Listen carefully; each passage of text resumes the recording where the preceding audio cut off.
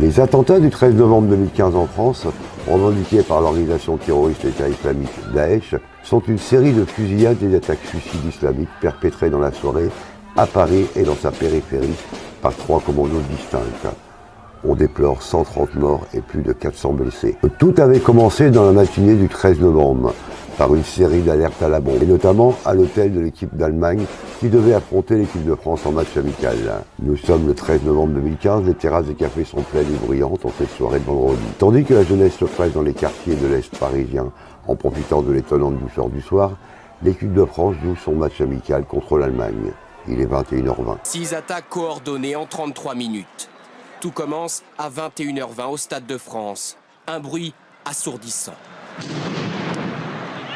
À l'extérieur de l'enceinte porte D, un kamikaze vient de se faire exploser. Le début de la série d'attentats. 5 minutes plus tard, rue Alibert, deuxième attaque.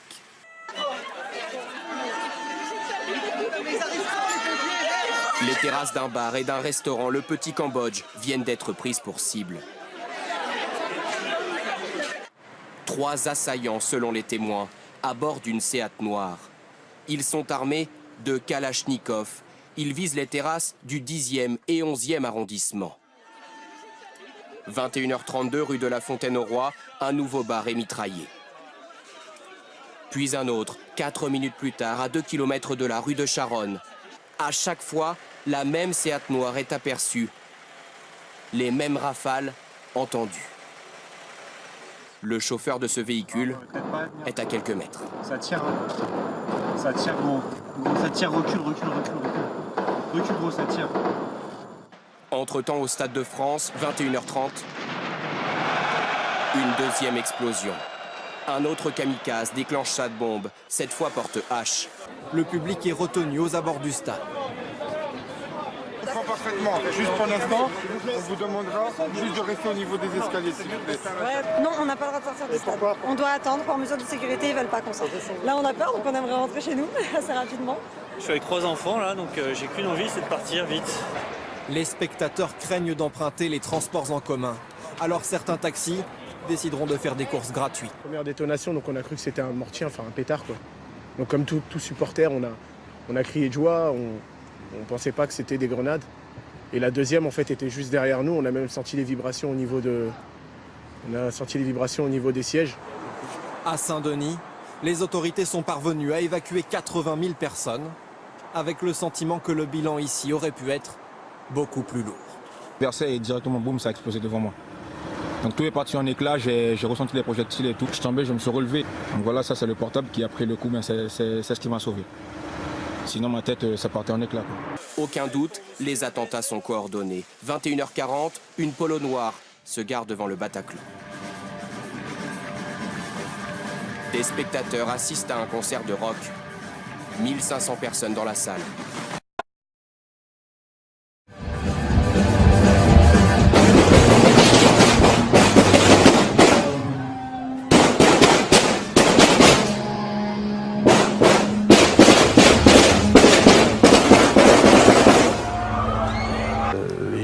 Je me retourne et je vois des gens qui rentrent en courant.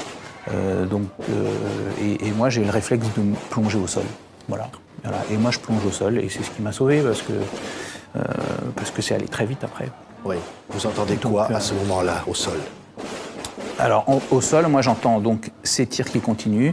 Je comprends que... Enfin, je vois qu'il y a d'autres gens qui tombent. Moi, je suis face contre terre, donc je vois pas les gens qui rentrent, mais je vois des gens qui tombent. Je sens des gens qui me tombent dessus, vous voyez. Moi, au départ, je pensais effectivement peut-être plus à un peu comme aux États-Unis, qui est encore arrivé dernièrement, enfin des tireurs solitaires ou Vous entendez à un moment les terroristes? Je les entends et effectivement, ils disent vous tuez nos frères en Syrie et nous, on est là. Alors pour moi, ça durait pas. Enfin, la totalité a duré plusieurs heures, mais nous. Les terroristes étaient vraiment dans l'entrée, avaient une position stratégique vraisemblablement pour faire le plus de victimes possible, et ils étaient peut-être à 5 mètres de nous, et ils sont restés à cet endroit-là pendant un quart d'heure, 20 minutes, sans discontinuer en tirant. Il n'y a que 7 ou 8 clients dans la pizzeria, les serveurs discutent derrière le bar, quand soudain, les verres volent en éclats. Les clients se réfugient sous les tables. Un employé fonce vers la cave.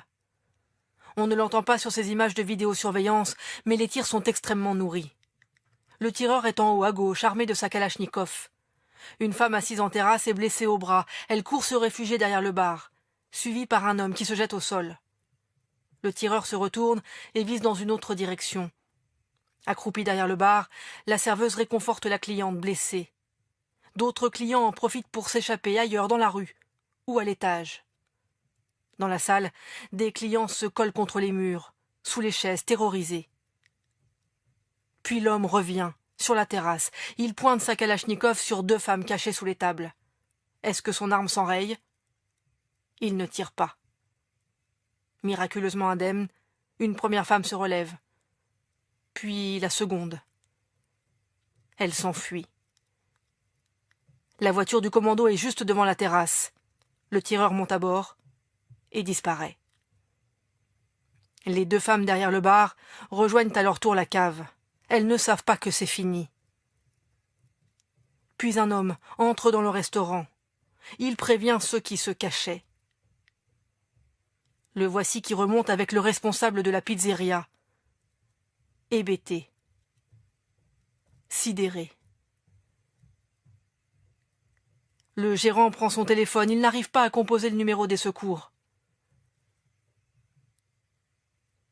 Un à un, les clients cachés sous les tables se relèvent, vivants. Ensemble, ils choisissent de se mettre à l'abri, au sous-sol. Le gérant appelle enfin à l'aide. L'attaque a duré à peine plus d'1 minute.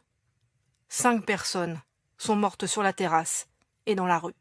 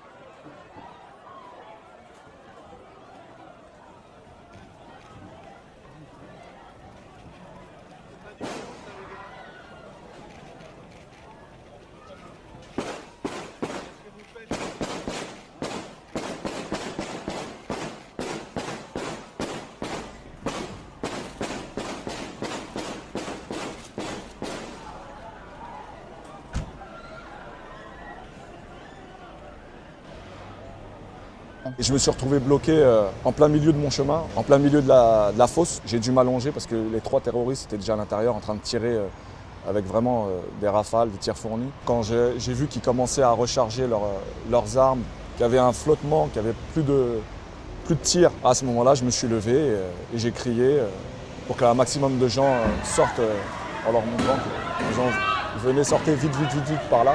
Didi ouvre une autre issue de secours située passage Saint-Pierre-Amelot. Cette vidéo, tournée par un journaliste du Monde, a été prise quelques minutes après. C'est la panique, il y a encore des tirs. Didi va faire entrer une 50aine de personnes à quelques mètres dans cette résidence universitaire. Myriam était parmi elles. Je crois que c'est là que j'ai vu Didi en fait la première fois, qui nous disait d'entrer et de monter dans les étages le plus vite possible, le plus haut possible.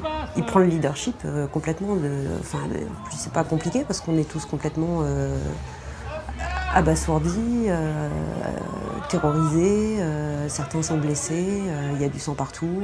Et lui qui est là avec un talkie-walkie, avec une voix assurée, calme, efficace. Il allait d'un étage à l'autre, il montait, il descendait, il nous demandait qui étaient les blessés, ce qu'ils avaient, si on avait besoin d'eau, de couverture. J'estime lui devoir ma vie. clairement. Je pense que tous les gens qui sont sortis par ces issues lui doivent leur vie. Les attaques ont duré 33 minutes. Ce sont maintenant les forces de l'ordre qui passent à l'action. Il est minuit 20 au Bataclan, l'assaut des troupes d'élite.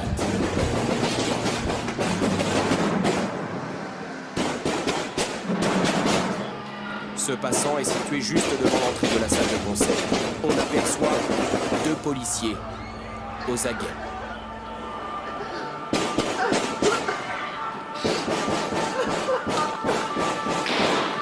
Des détonations. Les terroristes se font exploser. Le 3e est tué par les forces de l'ordre.